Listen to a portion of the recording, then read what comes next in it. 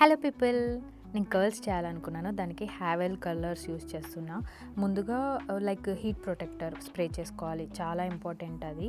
ఆ తర్వాత సీరం వచ్చేసి బయోలేజ్. ఎప్పుడైనా హెయిర్ స్ట్రైట్నింగ్ చేయాలనుకున్న, కర్ల్స్ చేయాలనుకున్న వాటర్ హీట్ ప్రొటెక్టర్, సీరం అయితే చాలా ఇంపార్టెంట్. అండ్ దెన్ ఇలా 2 పార్ట్స్గా డివైడ్ చేసుకొని ఒక సైడ్ క్లచ్ పెట్టుకోవాలి, లేకపోతే ఇంకొక సైడ్ డిస్టర్బెన్స్ అవుతూ ఉంటుంది.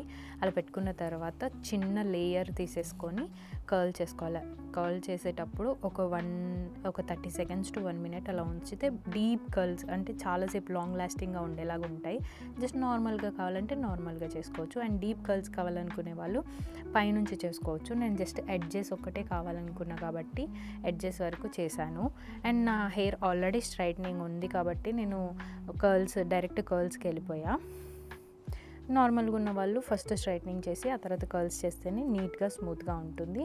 అండ్ హెయిర్ సీరం పెట్టేసుకున్నాను అనమాట.